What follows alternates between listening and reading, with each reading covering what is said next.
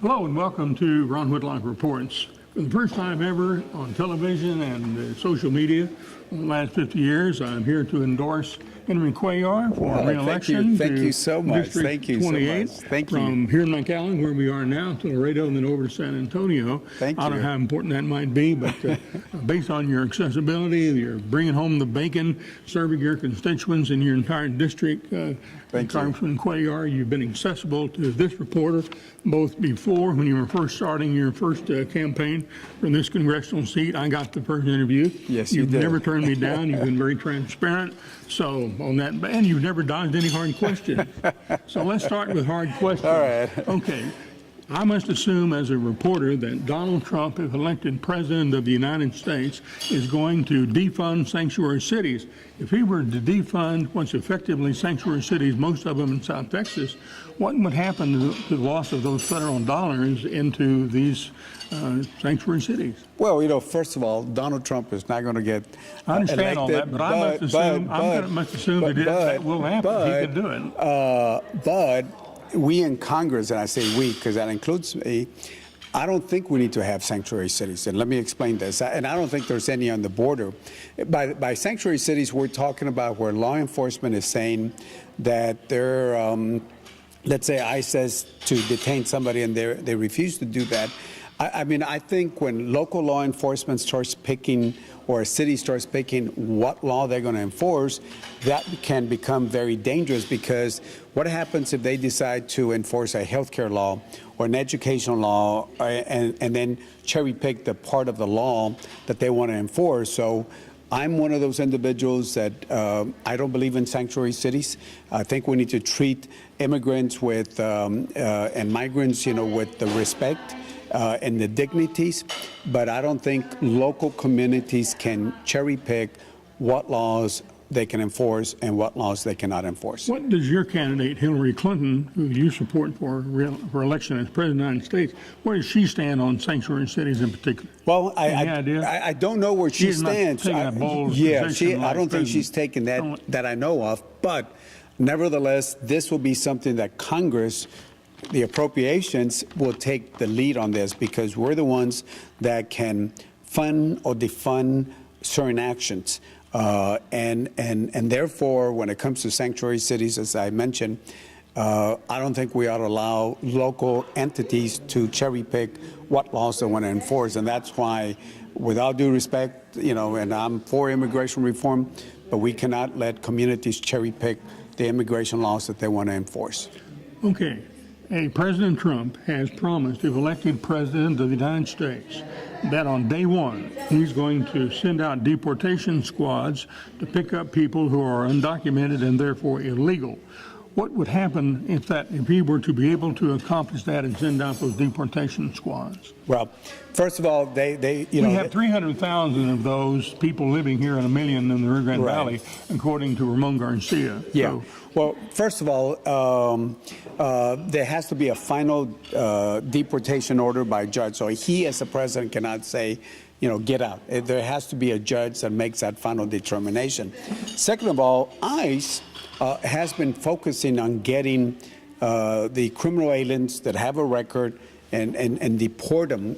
In fact, it was interesting because during the first 4 years of President Obama, he actually deported more people than President Bush did.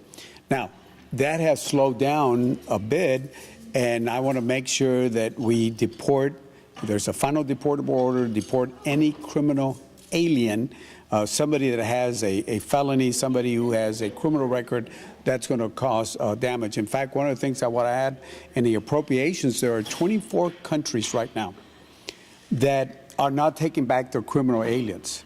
Big countries like China, Vietnam, countries in Africa, they're saying that we're not accepting that. So one of the things I'm doing is I'm asking them to enforce a law that we have in the books that says that if they don't take back their criminal aliens, then we should stop issuing visas to those countries. Now, that's playing hardball, but that's what the law is, and I'm going to make sure that under my appropriation language that the State Department and Homeland actually does that. So where does Hillary Clinton stand on having deportation squads going out to pick up people who are undocumented? Well, where does he stand on this particular issue to the audience? Yeah, and I don't know where exactly she stands, but I don't think she stands on exactly the same position as Donald Trump. There are two different ones. Donald Trump, doesn't wants to deport 11, 12 million undocumented persons. That's not going to happen. Practically, that cannot happen. It's like getting the population of the state of Indiana, and so we're going to round up every person in Indiana and deport everybody else. We know that's only rhetoric that he's using. It sounds good, but on a practical basis, it's not. We ought to go after those criminal aliens. So we don't need to worry about Donald Trump doing any of these things because he's not going to have that authority. Well, it's up to Congress to make that decision. And again, hopefully, we will do immigration reform, and we can settle part of those questions. Donald Trump, I want to tear up NAFTA. First day in office, I want to get that NAFTA agreement and tear it up. How about that one? He does understand that there are 6 million American jobs that are there because of the trade that we have with Mexico. Every day, there is $1.5 billion of trade between the U.S. and Mexico. In fact, every minute there's trade between the U.S. and Mexico. We see the trade benefits here in the valley, in the border area.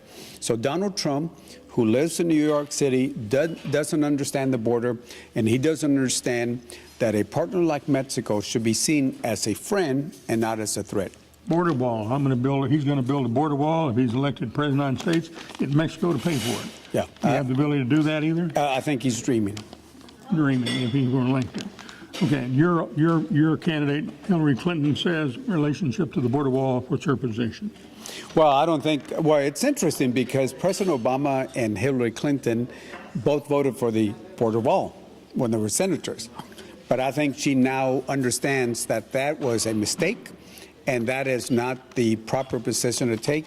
And I think she now takes the position that we ought to build more bridges than a wall when we deal with Mexico. We started this interview here today saying that Ron Whitlock Reports and my editorial board advisors have advised me to endorse you today on internet and on our TV program, so I don't know what that's worth to you. It's not as bad as David Duke, but congratulations. You have our endorsement for re-election, Congressman Cuellar.